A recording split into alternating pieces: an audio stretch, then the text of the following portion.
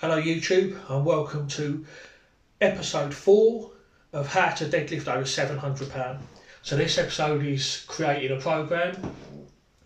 So I'm going to go into some info that hopefully will help you to create your own program. Now in episode 7, the final episode, I'm going to show you the exact 31-week program that I used to pull £700.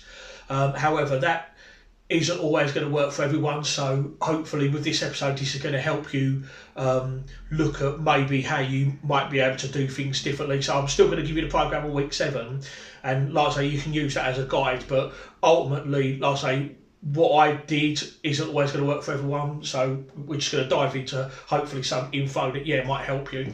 So first of all, just want to quickly go back to episode 3, which was technique. So someone asked me, with the deadlift, aren't you supposed to have like long arms to help you? Because obviously if your arms are wider, that's going to like reduce the pull and make it harder. So that is true, you do want to have the longest arms possible, but stance takes precedence. So you take me for example, I've got quite a wide stance, so my arms are going to come out a bit wider to go outside my legs, but so that is fine.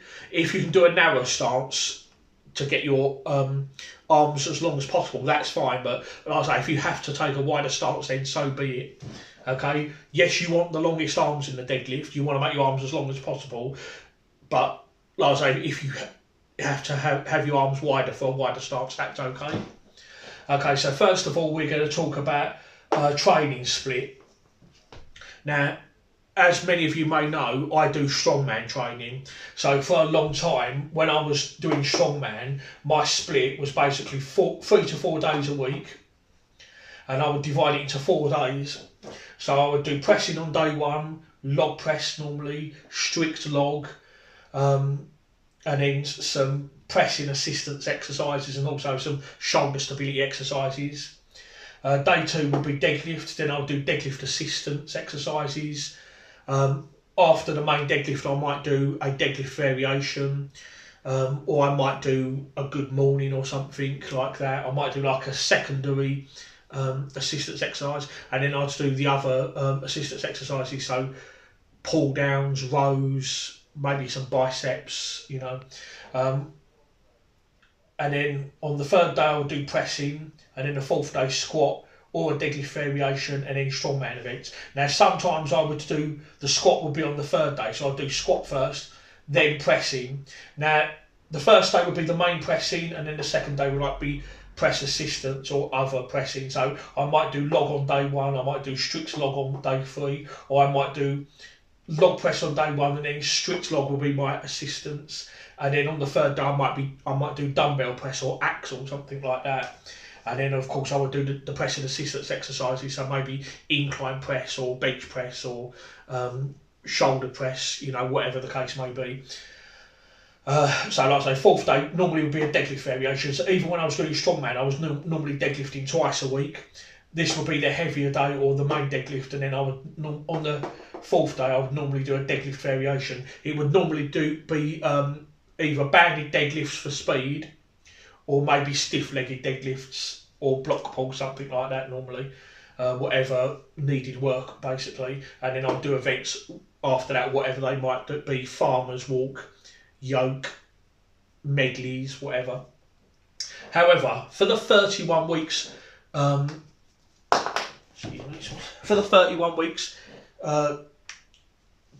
the run up to my deadlift, I only did 2 days a week. So I'll do my main deadlift work on the 1st day, and then the 2nd day I would do deadlift. So I was only training twice a week. The first main day was normally done on a Thursday, Wednesday or Thursday, depending on my shift work, and then the 2nd day would be done on a Sunday normally. So on my main deadlift day, I'll do the main deadlift first, then I would do some sort of deadlift variation. Usually I don't normally do this, but normally I would do another assistance exercise first, but it would be something that I felt would help carry over to my deadlift. So for example, on the first day, my first exercise would be the main deadlift. After that, I would do a deadlift variation. So it might be block pulls, it might be banded deadlifts, speed deadlifts, whatever. And then the third one, so these were basically, so the second one would be an assistance, but it'd be a type of deadlift. And then afterwards, I might do like a good morning or a row or something.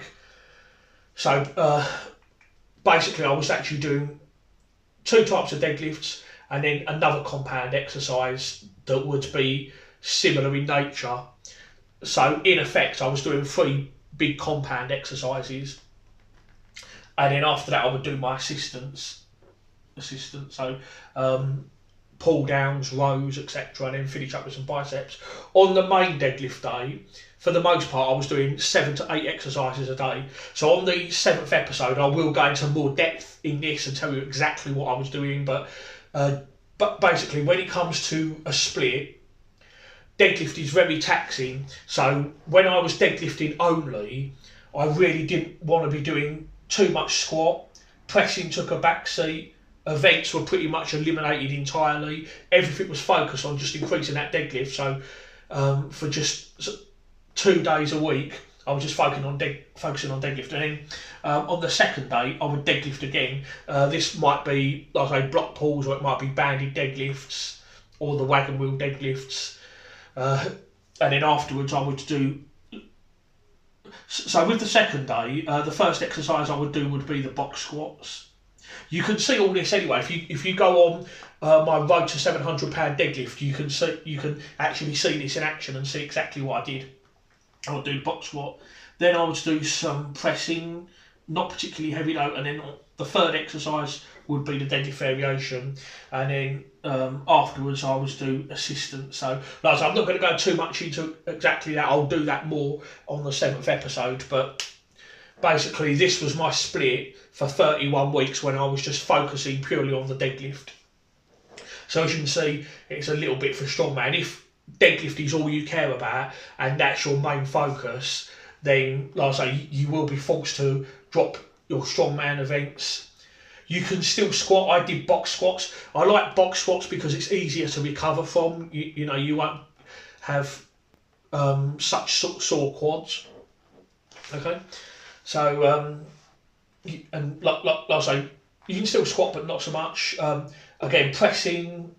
You can still do pressing if you want to, but it wasn't really a priority for me. All I was focused on was that deadlift only. So as you can see, 3 to 4 days a week for the strongman, but I was literally only training 2 days a week when I focused on the deadlift only. So these are the splits that I followed basically, and this was the training split that I followed for my £700 pull.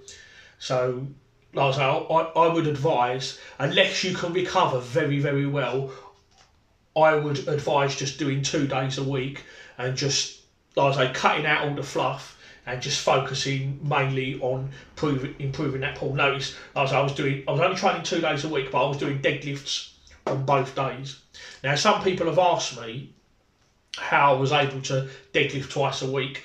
Well, I'm going to give you more of an answer in a minute, but part of the answer was basically because I was only training for 2 days a week, and like I say, I wasn't doing things that were hugely taxing like strongman events like frame or yoke, because frame and yoke and farmer's walk and atlas stones, they can really, and even medley like sandbags and kegs, all that stuff can really take a lot out of you, and it's tough to recover from. So that all pretty much was dropped while I was training for this £700 deadlift. So yeah, just for the training split, just deadlift only, 2 days a week. That's pretty much what I was doing. Okay, so I talked a little bit about training split and how my frequency, I was deadlifting twice a week, but I want to touch a little bit more on frequency here, because what I did, as I say, to deadlift £700, those of you watching are going to be at different levels. Some of you might just be beginners, like I say, maybe you're just deadlifting 300 or 400 pounds and you're looking for your first 500 deadlift, or maybe you're absolute beginners and even pulling 120 kilos is a struggle. So I just want to talk a little bit about frequency. So if you are a true beginner and you're new to deadlifting, first of all, go back to episode 3, sort your technique. That's very important. As a beginner, I would be deadlifting at least 2 to 4 times a week. Yes, that's right, even maybe 4 times a week. Okay, because if you're a beginner, your skill is going to be very low. So the best thing you can do is just deadlift more and more. Now, at this stage, you don't want to be deadlifting heavy at all. So I would just, like I say, start light and practice, and maybe one session you might want to just do some doubles or triples, maybe a few more higher reps in other workouts. You know, so one workout you might do 2 sets of 2, another workout you might do 5 sets of 5 and all that, but you want to keep the load low to begin with and just work on your form. And you know, you might have to do that for 6 months before you're comfortable with your positions and your form, and you feel that everything's all right.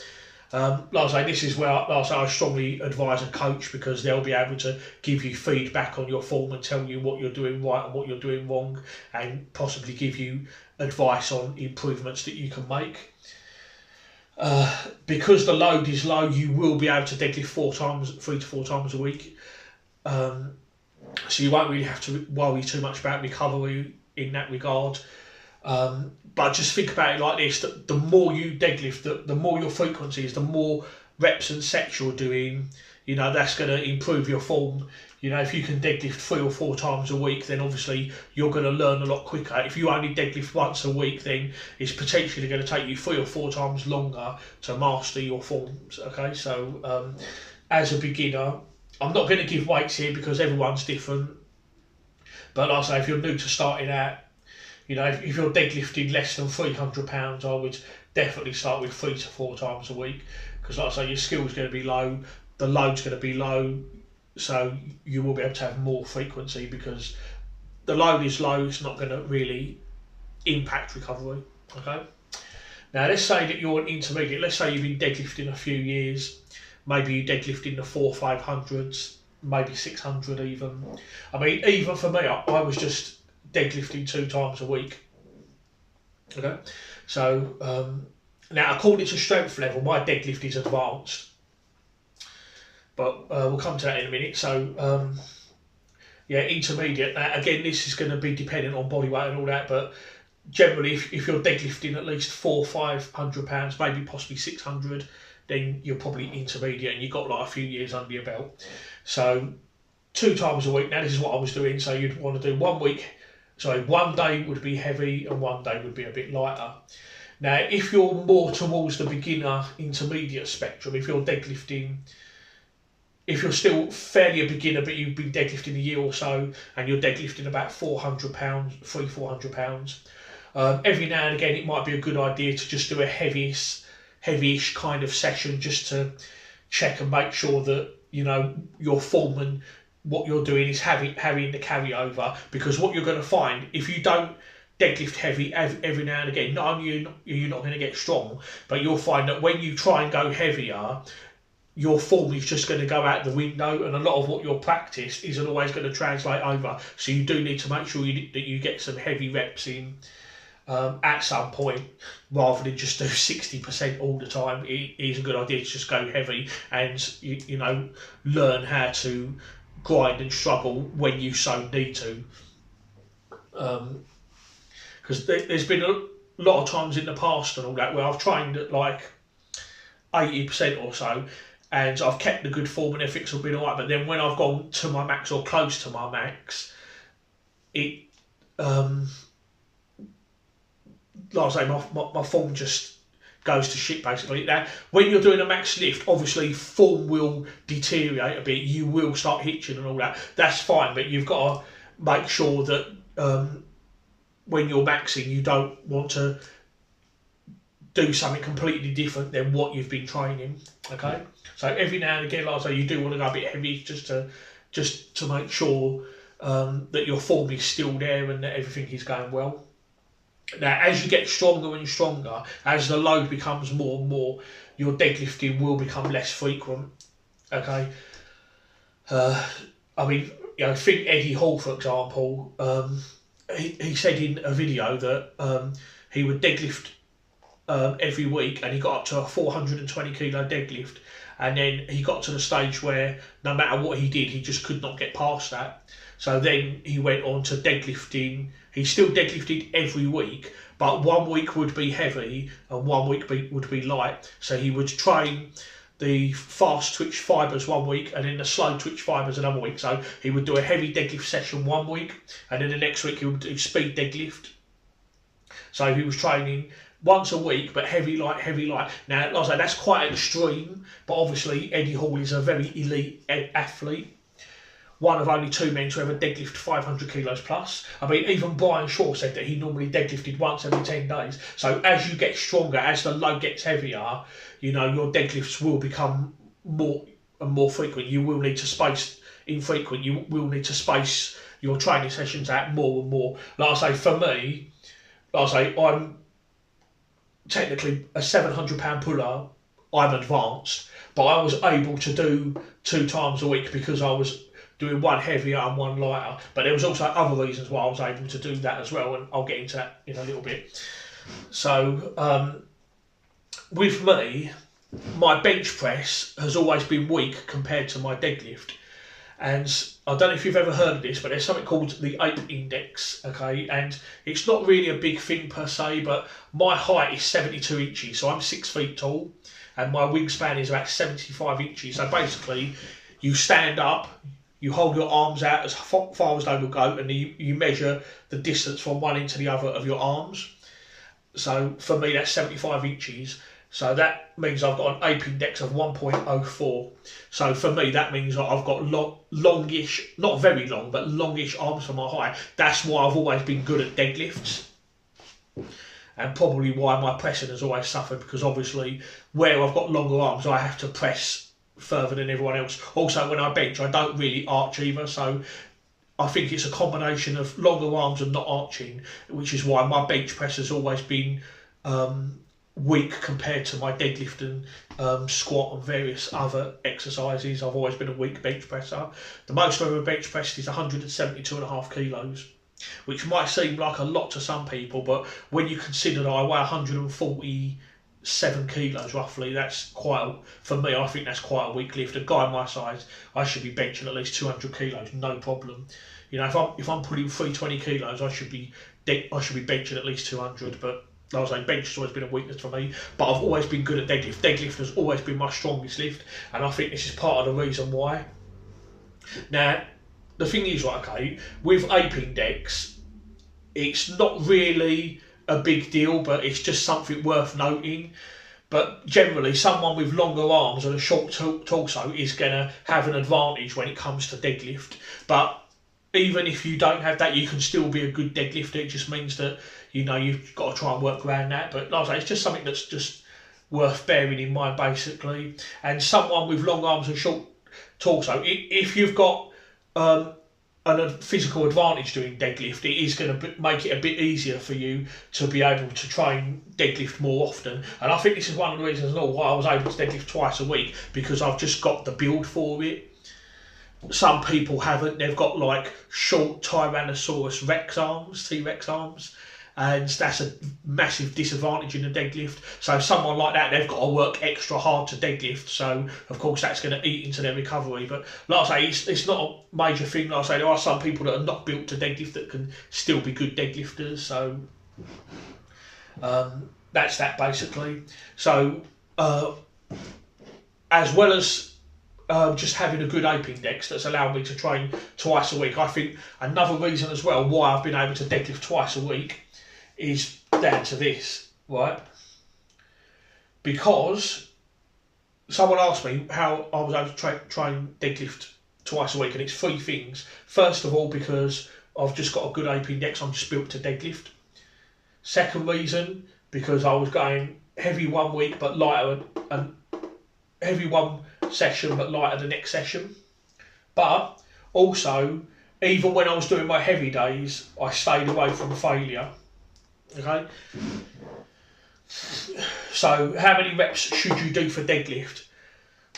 Now, when I was doing strongman, in a competition, usually it's going to be the same weight for everyone, the deadlift, and it's going to be for reps.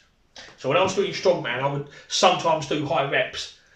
If you just want to increase your deadlift, you really want to stay away from high reps. So I would say for reps, 1 to 5 is going to be your bread and butter. There's not really any reason for you to go above 5. Now, when I was doing the 31-week deadlift program, I never went above 4 reps. 4 reps was the highest I went above. Highest I went to, I never went above 4 reps. So when I was doing it, for the most part, I was doing 2 sets of 2. But I wasn't training to failure. Okay. How many sets should you do for deadlift? I would say no more than 4. During the 31-week program that I did to pull 700 pound, I did 2 to 4 sets, mainly 2, but never more than 4.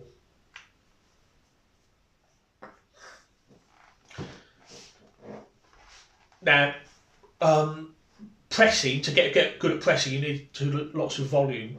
Deadlifts, not so much. I find with deadlifts, it kind of like takes away more than it gives. The more there's like a rate of return, basically, I found from my own personal experience. If I do too much deadlifting, it's just going to eat into my recovery, and I'm just going to get weaker. I've always done better with low reps and low sets. If I do that, I do well at deadlift. Okay, but like I was able to do twice a week because I kept form good and I left reps in the tank. So a few lessons here, and this is the trick. This is the smart bit now. This is how I was able to deadlift 700 pound. So rules: wherever possible, you want to stay away from failure. Very, very rarely do you want to go to failure. During the whole 31 weeks, I think I only went to failure 3 times, if that. So you think 31 weeks, and I was deadlifting twice a week. So that's 62 deadlift sessions. Probably not even that, because there were some weeks actually where I only did 1 session a week. So all told, I'd say probably 60. So I was deadlifting 60 times. And out of those 60 times, I probably only trained to failure, I think 3 times. And the only times that was when I failed the 320 on the first attempt. When I did 305 kilos for 2, that I trained to failure there. And then when I successfully deadlifted 320, so those are the only 3 times I trained to failure. All the rest of the time, I left at least 1 rep in the tank. There was a time, I think it was on the second block, where I deadlifted 300 kilos for 2 reps, but I feel like I could have done 3. So even then, when I pulled 300 kilos for 2 reps, even then I wasn't training to failure. That was like RPE 9. I could have done 3 reps if I wanted to. So out of 60 sessions, I only trained to failure 3 times. Okay? Because the thing is, to get stronger, right, the trick to it is you want to train heavy to elicit that adaptation and get that response. Because obviously you're not going to get stronger if you just train light. If you're capable of pulling 300 kilos, you're not going to get stronger if you just pull 140 kilos. So you want to train heavy, but you want to do it in a fashion where your form is good and you feel like you could have done more. Right, let's say your max deadlift is 250 kilos. If you pull 200 kilos with perfect form for 2 sets of 2, that's good. That's going to set you up to get better, all right? Okay, because the thing is, if you're training to failure, then you're training to fail. Okay, I see it so many times, like, guys will come into the gym and all that, and it seems like every workout they're just always training their deadlift to failure. The thing is, if you train to failure, not only is it going to affect you mentally, not only are you going to question your program, but what are you going to do next week? You've got to start and then find a way to progress each week. And like I said, I'll go into more detail in session 7.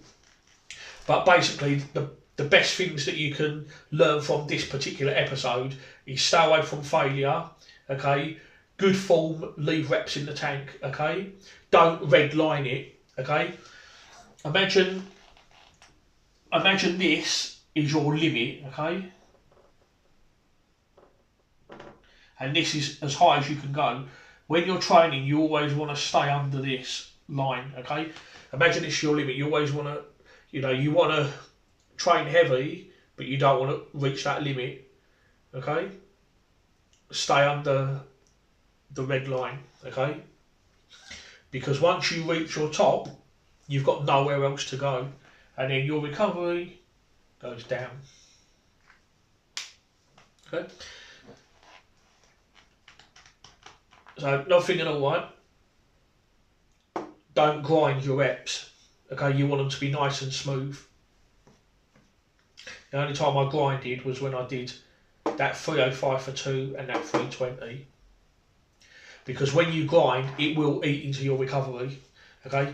Another thing and all, okay, is during training, for the most part, you do not want to be psyching up for your lifts. I didn't psych up at all. The only time I psyched up was when I went for this 320, even with the 305 for 2. I probably psyched up a little bit for that, but when I psych up, I don't scream and I'm like, I psych up, but I psych up inside. I'm like calm, and that's something I got from Sadrunas Savikas.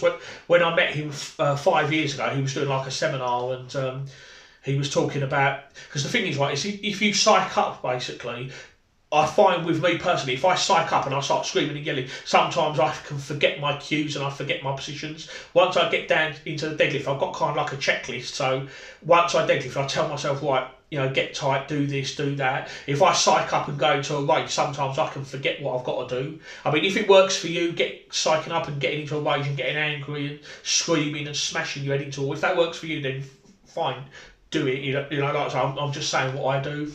But like I say, for the most part, like I say, you want to, like I say, train heavy but not to failure. For most of the programme, I was doing this, 2 sets of 2. So I would have a predetermined weight. So for example, one particular week I might have 260 kilos, 2 sets of 2. So 260 kilos, 2 sets of 2. I would make sure my form was good, no hitching. And I'd make sure that it felt easy and it felt good off the floor, and more often than not it normally did. Then I would rest, and then I'd go back and do it again, and more often than not, good form, no hitching, felt good. If I felt there was a problem with my form, if the weight felt heavy, if it moved slow, then the next week I might go backwards in weight. I might go 240 or 220 or even down to 200, and then I would build up again. But so long as it felt good and heavy, so long as it felt good and yeah, it was heavy, but as long as it felt comfortable, then I would increase the weight. And like I say, I'll talk more about this in week 7 and tell you exactly what I did. But like I say, these are the lessons here, because like I say, so many people do it. Even if they don't train to failure. If you're grinding your reps, if your form is, if you're having to give it everything to complete them reps, then you're missing the point. You're just grinding yourself into the ground. You're just running yourself into the ground. Okay, so you want a weight where you can do the prescribed sets and reps, but walk away feeling good, walking away thinking, yeah, I can beat that next week. Okay. So another thing I'm going to talk about now is rest times. So generally, I will normally have 1 second rest per kilo. So let's say I deadlift 60 kilos, then I'll have 60 seconds rest. If I deadlift 140 kilos, I'd have 140 seconds rest, which is just over 2 minutes. Generally, that's what I do. Although sometimes, if I feel I need more rest time, then I will take it. But when I'm doing my warm-ups, it's normally 1 second per kilo. So if I get to 180 kilos, that's 180 seconds. Sometimes I might have a bit less than this. Like I say, it depends what protocol I'm doing. If I'm doing lighter weight, for more sets and more reps, then the rest time's probably going to be less. But as I get more heavier, as the weight gets heavier, as I get more towards that peaking, then I will take more rest. Now on the final day when I did this 320, I was literally taking 1 minute for every kilo. Sorry, not 1 minute for every. Sorry, 1 minute for every £100. So when I did deadlifted £705, I did 3 attempts. So £595. Then I did £660, and then I deadlifted 705. So after I pulled 595, I literally rested for 5.95 minutes, almost 6 minutes, 6.6. So after I deadlifted £660, I rested for nearly 6.5 minutes. I don't normally have that much rest in between sets, but on this particular day I did, because I didn't want to leave any stone unturned. I wanted to make absolutely certain that I was going to get that pull, so I gave myself all the rest that I felt I needed. When Hafthor Bjornsson deadlifted 501 kilos, he was, by the time he got in excess of 400 kilos, he was literally having about 8 minutes rest in between. And I think from the time he did 465 kilos to 501 kilos, I believe he had about 15 minutes rest in between them lifts. You know, that's, like I say, the more advanced you are, the heavier the loads, the stronger you are, the more you're lifting, the more rest time that you're going to need. But like I say, this is for the peaking. Like I say, in general training, you're not going to need as much. But like I say, if you're a beginner or something, then, you know, your rest times don't need to be high. But like I say, as you get stronger, you'll need more rest times, because like I say, deadlift takes a lot out of you. And if you know, power and strength loves rest. Okay, I've always gotten better when I've taken my time. So I'll sit down, I'll have whatever rest time I feel I need. I'll sit there, I'll have a banana, I'll drink my Lucozade to give me the carbs and the energy, and I'll get my breath back, I'll get my head screwed on, and I'll make sure that I pull that weight. If I have to rest 5, 6, 7 minutes, then that's what I've got to do. Okay, so like I say, hopefully you can look at all this, and hopefully this will give you some good insight into creating a program. Like I say, if you're still not sure, like I say, episode 7, I'll be giving you the complete 31 weeks of what I did to pull 700, and then, like I say, hopefully you can take something away from that episode plus this episode, and then, yeah, hopefully that will help you improve your own deadlift.